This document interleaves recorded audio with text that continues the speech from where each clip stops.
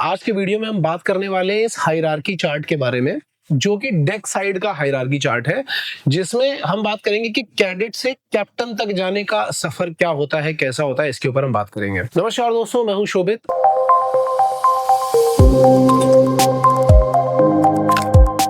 तो आप कैडेट कब बनते हो? जब आप IMUCT का एग्जाम क्लियर कर लेते हो, स्पॉन्सरशिप क्लियर कर लेते हो। इसकी इन्फॉर्मेशन हम ऑलरेडी डाल चुके हैं। आई बटन पे भी आप जाकर के चेक कर सकते हो, प्लेलिस्ट में भी जाकर के चेक कर सकते हो कि हम कैसे बनते हैं। ठीक है, जैसे ही आपका 1 साल का DNS कंप्लीट होता है तो फिर आप as a cadet on board जाते हो। दो चीजों पे बात करने वाले हैं कि सैलरी कितनी मिल रही है और कितने टाइम के लिए उसको सेल करना पड़ेगा। पहले मैं क्लियर कर देता हूँ कि यहाँ पे जो मैं डेटा देने वाला हूँ उसको ऐसा पत्थर की लकीर मत समझ लेना, क्योंकि अलग अलग जो शिपिंग कंपनीज होती हैं, क्योंकि कंपनीज पे डिपेंड करता है पहली बात कि कौन सी कंपनी कितनी सेल्स करवाएगी, कितने ड्यूरेशन की करवाएगी। दूसरी बात इस पे भी डिपेंड करता है कि आप कौन से जहाज पे हो, मतलब आप टैंकर पे हो, LNG पे हो, या ऑयल टैंकर पे हो, LNG पे हो, ड्राई पे हो, मतलब बल्क पे हो, तो वो उस पर भी डिपेंड करेगा कि आप कौन से शिप पे हो। ठीक है, तो सैलरी स्ट्रक्चर भी उस पर डिपेंड करता है। सैलरी स्ट्रक्चर के साथ साथ में आपको कितनी सेल्स लगेंगी प्रमोट होने के लिए, ये भी उस पर डिपेंड करता है। ठीक है, तो हम सबसे पहले बात करते हैं कैडेट की। तो कैडेट को तो भाई देखो सैलरी मिलती है नहीं, कैडेट को मिलता है स्टाइपेंड, मतलब पैसे मिलते हैं, लेकिन उसको हम सैलरी नहीं, उसको हम बोलते हैं स्टाइपेंड। डिपेंड करता है कंपनी टू कंपनी। मतलब यहां पे मैंने जो देखा है वो 10,000 से लेकर के 60,000 तक मैंने सुना है कि 10,000 से 60,000 तक मिलता है। डिपेंड करेगा कंपनी टू कंपनी। ठीक है, कितनी सेल करनी होती है?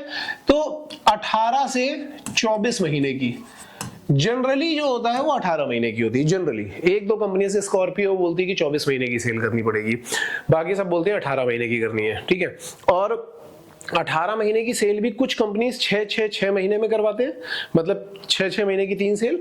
कुछ कंपनीज 9 महीने की 2 सेल्स करवाते हैं।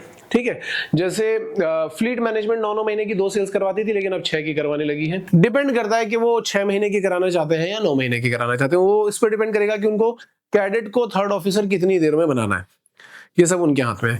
अब जब आप यहाँ ये कंप्लीट कर लेते हो, जब आप कंप्लीट कर लेते हो तब आपको थर्ड ऑफिसर बनने का मौका मिलता है। लेकिन थर्ड ऑफिसर बनने के लिए आपको एक एग्जाम क्लियर करना होता है। ठीक है, तो यहाँ पे बीच में एक एग्जाम आएगा, आप उसको सेकंड ऑफिसर का एग्जाम बोल सकते हो। ये जो एग्जाम होगा सेकंड ऑफिसर का एग्जाम होगा। ये क्लियर करने के बाद आप थर्ड बनोगे। आप सोचोगे क्या सेकंड ऑफिसर का एग्जाम क्लियर कर रहा हूं, बन थर्ड रहा हूं।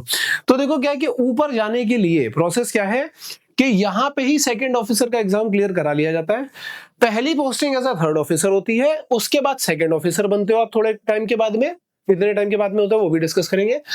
लेकिन जब यहां से चीफ जाना होगा तो फिर आपको दोबारा यहां पे एग्जाम लिखना होगा,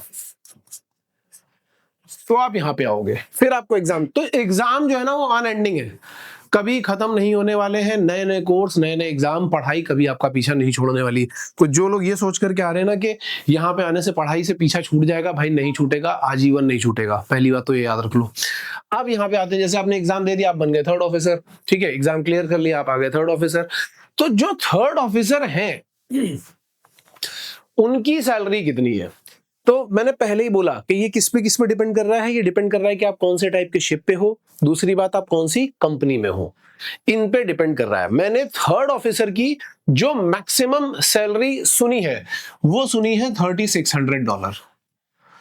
ठीक है, ये सुनिए $3600। अब आप ये समझ लो कि जो भी सैलरी होगी वो इससे कम ही होगी या इसके इक्वल होगी। तो अगर हम इसको लाख रुपए में कन्वर्ट करके देखें, लाखों में मतलब रुपीस में कन्वर्ट करके देखें, तो आप ऐसे मान के चलो कि 1 लाख रुपए से लेकर के 3 लाख रुपए तक के बीच में सैलरी होती है। एवरेज पकड़ोगे तो 1.5-2 लाख मिल जाएगा आपको, लेकिन 1 लाख से लेकर के 3 लाख तक की इसकी सैलरी होती है। अब एज अ थर्ड ऑफिसर आप कितना सेल कर सकते हो? तो एज अ थर्ड ऑफिसर कुछ कंपनीज तो जो होती हैं जिनको रिक्वायरमेंट होती है सेकंड ऑफिसर की, वो आपको 2 ही सेल में सेकंड ऑफिसर बनवा देंगे, 2 सेल कंप्लीट करने के बाद। लेकिन कुछ कंपनीज ऐसे भी बोलती हैं कि 2 से 4 सेल्स आपको करनी पड़ेंगी। ठीक है, अब 2 से 4 सेल का मतलब क्या है कि एक सेल अगर आप मान के चल रहे हो कि 4 से 6 महीने का है, फिर दूसरा अगेन 4 से 6 महीने का है। अब वहां पे आप कैसा अपना कंडक्ट शो कर रहे हो, क्योंकि बाकी के जो लोग होंगे जैसे चीफ ऑफिसर है या कैप्टन है जो आपको देख रहे होंगे, तो वो जब ये लिख देंगे कि हाँ भाई ये बंदा सेकंड ऑफिसर बनने के लायक हो गया है, अगले में हम इसको सेकंड ऑफिसर की तरह डाल सकते हैं। तो उसमें क्या क्या चीजें मैटर करेंगी कि शिप पे आपका बिहेवियर कैसा है, शिप पे आप काम कैसा कर रहे हो, शिप पे आप रिस्पॉन्सिबिलिटीज कैसे ले रहे हो, आप डिसिप्लिन हो कि नहीं हो, आपका व्यवहार दूसरों के लिए कैसा है, इन सब चीजों के ऊपर डिपेंड करेगा। अगर ये सब कुछ अच्छा लग रहा है तो उन लोगों को जो आपके सीनियर्स हैं वो लिख देंगे कि हाँ भैया ये बंदा, क्योंकि मिनिमम 2 से 3 सेल तो रिक्वायर होती है। अगर आप बहुत ही अच्छा परफॉर्म कर रहे हो तो बोल देंगे कि हाँ ये बंदा जो है ये प्रमोट करने लायक है, आप नेक्स्ट शिप पे इसको 3rd सेल पे या 4th सेल पे आप इसको सेकंड ऑफिसर बना सकते हो। तो अब आप बन जाओगे सेकंड ऑफिसर, ठीक है। अब सेकंड ऑफिसर की जो सैलरी है यार, अगर आप देखोगे, मैंने जो 1-2 पॉडकास्ट आपको दिखाई थी, आप वहां पे जाकर के देख सकते हो। जैसे एक एंग्लो ईस्टर्न का कैडेट हमारे पास आया था, एक सिनर्जी का कैडेट आया था, आप चाहो तो यहाँ डाल दूंगा मैं, वो देखना। उन लोगों ने भी बताया था कि जो सेकंड ऑफिसर उसकी सैलरी कितनी होती है। अगर हम एक एवरेज सैलरी पकड़ करके चले तो 4000 से 5000 के बीच में, 4000 टू, अब अगेन हो सकता है कहीं कहीं पे इससे कम भी हो, मैं ये नहीं बोल रहा हूं कि यही होगी, हो सकता है कहीं कहीं पे इससे कम भी हो, कहीं कहीं पे इससे ज्यादा भी हो, मैं एक एवरेज बता रहा हूं। क्योंकि कुछ ऐसे भी शिप होते हैं, कुछ ऐसे जैसे टैंकर है, एलएनजी है, वहां पे क्या होगा कि 6-7 हजार भी होती है, वहां पे ऐसा भी होता है, ठीक है। और कुछ ऐसे भी होंगे जहां पे 4000 से थोड़ी बहुत कम भी हो। तो ये मैटर करेगा कि आप कौन से शिप पे हो, आप कौन सी कंपनी में हो। अब यहां पे बात ये कि यहां पे कितनी सेल करनी पड़ती है, तो भाई यहां पे भी आप ये मान करके चलो कि आपको मिनिमम 3 सेल तो करनी पड़ेंगी, 3 sales minimum. Again depending on companies and depending on, कुछ कंपनीज ऐसी होती हैं जो चाहती हैं कि हम सैलरी ज्यादा दे दें और ड्यूरेशन यहां पे ज्यादा रखें। बहुत लोगों को मैंने देखा वो सेकंड ऑफिसर बने रहते हैं, वो चीफ ऑफिसर में नहीं जाते, या कई लोग चीफ ऑफिसर बने रहते हैं, कैप्टन में नहीं जाते। तो वो बहुत सारी कंपनीज क्या करती हैं, सैलरी यहीं ज्यादा दे देती हैं और ड्यूरेशन यहां पे बढ़ा दे देती हैं। तो हो सकता है कि आप 3 के बजाय 4 या 5 सेल आपकी करवा दें यहां पे ही, ठीक है। तो वो डिपेंड करेगा अगेन। और दूसरी बात ये भी है कि यहां से अगर आपको चीफ में प्रमोट होना है तो फिर आपको एग्जाम क्लियर करने पड़ेंगे। अगर आपका वो एग्जाम क्लियर नहीं हो रहा है तो आपको एज अ सेकंड ऑफिसर ही सेल करना पड़ेगा। तो एक और, मैंने एक अरमान हाकिम करके एक सेलर हैं जो पहले शिपिंग कॉर्पोरेशन ऑफ इंडिया में थे, तो मैंने उनका एक पॉडकास्ट डाला था, उसमें मैं डिस्कस कर रहा था उसको, वो उस टाइम पे चीफ ऑफिसर के लिए प्रिपेयर कर रहा था, अब तो चीफ ऑफिसर बन चुका हो, तो उस टाइम पे प्रिपेयर कर रहा था।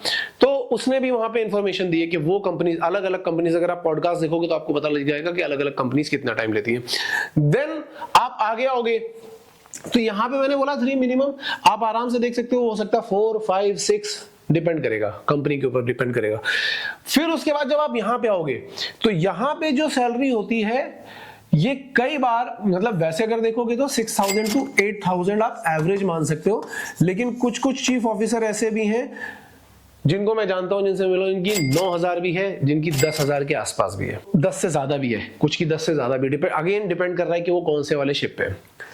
और एज अ चीफ ऑफिसर आपको कितना सेल करना पड़ेगा, तो आप मान करके चलो कि यहां पे भी आपको 3 से 5, एक एवरेज पकड़ करके चल रहा हूं कि 3 से 5 सेल तो आपको मारनी पड़ेंगी, ज्यादा भी हो सकती है। कई बार ऐसा भी होता है कि भाई chief officer, as a chief officer आप बहुत अच्छा काम कर रहे हो।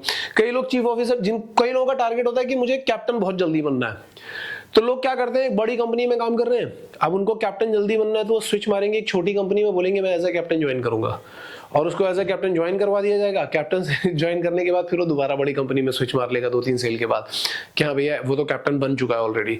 तो ये सब चीजें भी होती हैं वहां पे, तो डिपेंड करता है। बहुत लोग चीफ ऑफिसर बन के रहना चाहते हैं, कैप्टन नहीं जाना चाहते, तो कई लोग एज अ चीफ ऑफिसर भी काम कर रहे होते हैं, कई लोग एज अ कैप्टन भी काम कर रहे हैं, जल्दी जाने के लिए वो भी कर रहे होते हैं। लेकिन आप ये, अगर हम एक सेल मान के चले तो 3 to 5 मान सकते हो आप।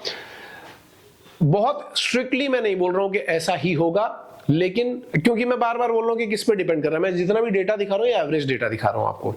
और जब आप कैप्टन बन जाओगे तब तो सैलरी आपकी $10,000 से $15,000, इवन मैंने कुछ लोगों का 16-17 तक भी सुना है, ठीक है, वो डिपेंड करता है कि अब कोई दुबई की किसी कंपनी में चला गया, किसी ऑयल में कंपनी में चला गया, तो हो सकता है 16,000 भी हो। कुछ लोग ऐसे भी बोलते हैं कि सर कुछ कंपनीज ऐसी भी हैं जहां पे कैप्टन का जो सैलरी है वो $5-6,000 ही है, सब में इतना नहीं होता। ये बात भी सही है, गलत नहीं है भाई। देखो कुछ शिप ऐसे है ना, जैसे कि अपने कंटेनर शिप हो गए या बल्कि वाले में तो फिर भी मिल जाता है, कंटेनर शिप में आपको सैलरी कम ही मिलेगी। क्यों? क्योंकि वहां पे एक्चुअली रिस्क नहीं है, रिस्क फ्री शिप है, एकदम चिल लाइफ है, आराम से आप घूम रहे हो, ज्यादा कुछ करना वरना पड़ता नहीं है वहां पे। और अगर आप एलएनजी और कंटेनर को कंपेयर करोगे, वैसे तो लाइफ डिसिप्लिन होनी चाहिए, लेकिन एलएनजी और कंटेनर को कंपेयर करोगे या टैंकर और कंटेनर को कंपेयर करोगे, मतलब बेसिकली ड्राई और वेट को कंपेयर करोगे, तो आपको समझ में आ जाएगा कि जो ये टैंकर्स होते हैं ना, इसको बहुत बहुत ज्यादा ध्यान रखना पड़ता है, बहुत ज्यादा, और इसीलिए उनको सैलरी भी ज्यादा मिलती है। तो ये कैप्टन का हो गया। अब कई लोग बोलते हैं कि सर हम कैप्टन बन के कब तक काम कर सकते हैं? जब तक आपकी बॉडी ठीक तरीके से काम कर रही है तब तक आप कैप्टन बन के काम कर सकते हो। बहुत लोग पूछते हैं कितनी एज में कैप्टन बन सकते हैं? तो देखो, अगर आप सही टाइम पे ज्वाइन कर रहे हो, मतलब 18 साल की एज में आपने डीएनएस स्टार्ट कर दिया है, तो देयर आर गुड चांसेस कि आप 30 से 32 साल की एज में कैप्टन बन जाओ। अभी भी एंग्लो ईस्टर्न से जो बच्चे आते हैं वो बताते हैं कि sir now they are thinking के हमें 30 साल की एज तक कैप्टन बनाना है किसी भी बच्चे को। तो ये चीजें हैं, कंपनीज भी चाहती हैं कि बंदा जल्दी से कैप्टन की तरफ प्रमोट हो, और आपके लिए भी एक अच्छा ऑफर है कि आप सही टाइम पे सही जगह पर ज्वाइन करो, तो आप 30, 32, 33 इतने में आराम से आप कैप्टन बन जाओगे। ठीक है, तो मेरे ख्याल से ये इन्फॉर्मेशन काफी अच्छी रही होगी आपके लिए। इसके अलावा अगर आपको एंजल्स हेड की इन्फॉर्मेशन चाहिए या कुछ और इन्फॉर्मेशन चाहिए तो नीचे कमेंट सेक्शन में डालो, जिस पे भी इन्फॉर्मेशन चाहिए होगी, जिस पे कमेंट आएगा उसके ऊपर मैं वीडियो बनाऊंगा। Okay, so with this information, Shobhit signing off, all the best guys.